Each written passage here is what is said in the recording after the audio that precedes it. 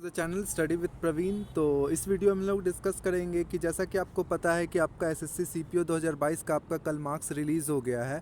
तो बहुत सारे एक दो शिफ्ट में आपका नॉर्मलाइजेशन में डिक्रीज हुआ है और बाकी सब में आपका 5 नंबर, किसी में 10 नंबर तक इंक्रीज हुआ है। तो वीडियो में डिस्कस करेंगे कि आपका फाइनल एक्सपेक्टेड कितना जा सकता है पोस्ट वाइज, और आगे डिस्कस करेंगे कि फिज़िकल का एलिजिबिलिटी क्या है और किन किन कैंडिडेट को फिज़िकल स्टार्ट कर देना चाहिए।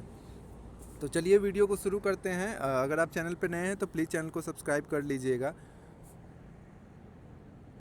सबसे पहले अगर हम लोग देखें कि कौन से शिफ्ट में मार्क डिक्रीज़ हुआ है, तो वो आपका जो शिफ्ट है वो 11 नवंबर का फर्स्ट शिफ्ट है। जैसा कि आपको पता है कि टोटल 9 शिफ्ट में एग्ज़ाम कंडक्ट कराया गया था, तो 11 नवंबर फर्स्ट शिफ्ट में एक मार्क्स डिक्रीज़ हुआ है। किन्हीं के 0.8 डिक्रीज़ हुए हैं, किन्हीं के 1 डिक्रीज़ हुए हैं। अगर एवरेज से आप ज़्यादा स्कोर कर रहे हैं तो लगभग मार्क्स सेम बन गया, बट बहुत लोग का 1 मार्क्स डिक्रीज़ हुआ है। सिमिलरली 9 नवंबर के शिफ्ट 1 में 8 मार्क्स डिक्रीज़ हुआ है, और 9 नवंबर के सेकेंड शिफ्ट में 12 मार्क्स, और 9 नवंबर के थर्ड शिफ्ट में 9.2 मार्क्स। सिमिलरली आप 10 के शिफ्ट में देख सकते हैं, और आप 11 के शिफ्ट में देख सकते हैं। ये मैं ऑलरेडी आपको डिटेल में कल वीडियो में डिस्कस कर दिया हूँ। तो चलिए आगे बात करते हैं कि आपका फिजिकल एलिजिबिलिटी टेस्ट कितना है। सबसे पहले अगर देखा जाए कि मेल कैंडिडेट का हाइट कितना चाहिए, तो 170 सेंटीमीटर आपका हाइट चाहिए, और चेस्ट आपका 80 और 5 सेंटीमीटर एक्सपेंड करने के बाद 85 चाहिए। तो सब लोग अपना जो चेस्ट है वो मेज़र करा ले। अगर 80 से कम आ रहा है तो आप पुशअप्स और आप थोड़ा वेट गेन कर सकते हैं ताकि आपका चेस्ट इंक्रीज हो जाए, क्योंकि अगर आपका 80 से कम है तो आपको डिसक्वालीफाई कर दिया जाएगा चेस्ट में। सिमिलरली कैंडिडेट जो हिली एरिया के हैं उनको 165 चाहिए और चेस्ट सेम है। सिमिलरली एसटी के लिए 162.5 है और उनका 77 से 82 है। ठीक है। उसके बाद फीमेल कैंडिडेट का हाइट जो चाहिए वो 157 चाहिए, और हिली एरिया में 155 चाहिए, और एसटी कैंडिडेट के लिए 154 चाहिए। और आप अपना वेट चेक कर सकते हैं हाइट के अकॉर्डिंग, तो वो आप अपना चेक कर लीजिएगा। सेकंड आपका रनिंग हो गया, तो एक रनिंग है आपका 100 मीटर 16 सेकंड में, सेकंड रनिंग है आपका 1.6 किलोमीटर आपका 1600 मीटर 6.5 मिनट में। तो ये आपका जो रनिंग है इसमें सबसे ज़्यादा लोग डिसक्वालीफाई होंगे।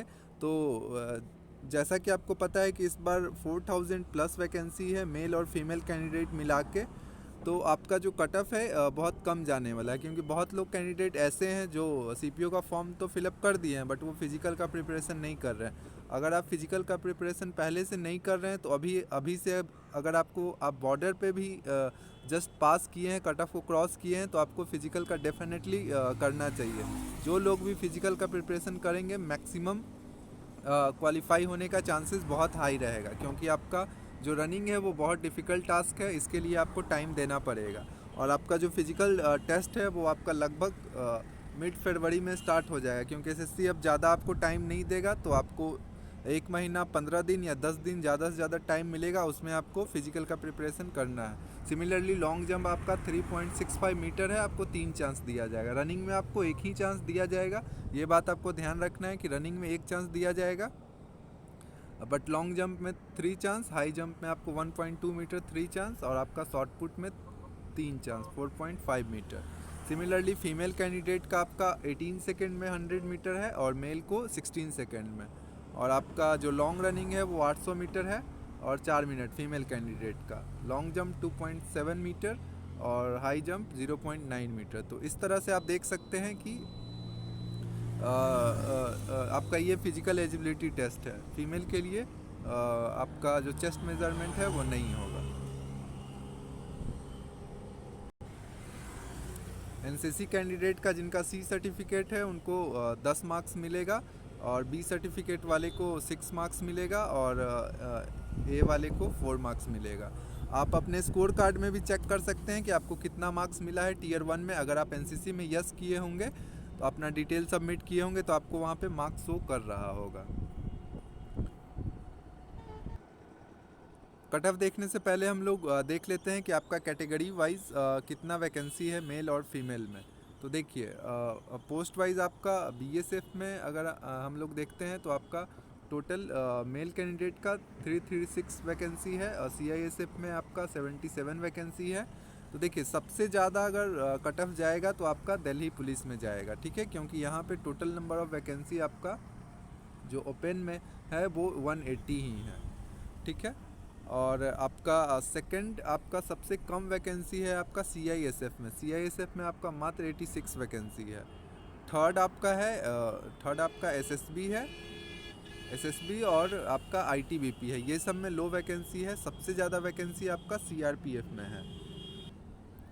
जैसा कि मैं आपको बताया कि आपका जो फिजिकल एफिशिएंसी टेस्ट है फरवरी के मिड में होने का संभावना है। अगर हम लोग दिल्ली पुलिस का बात करें कितना आपका मैक्सिमम कट ऑफ रह सकता है फाइनल सिलेक्शन के लिए, तो आपका यूआर में एटलीस्ट आपको 320 नंबर लाना ही होगा। ओबीसी में आपका फिर भी ये टीयर 2 का लेवल पे डिपेंड करेगा कि कितना आपका बन रहा है, मतलब एवरेज स्कोर टीयर 2 में डिफ़िकल्टी लेवल पेपर का कितना है, बट स्टिल आपको लगभग 320 के अराउंड आपको चाहिए ही चाहिए।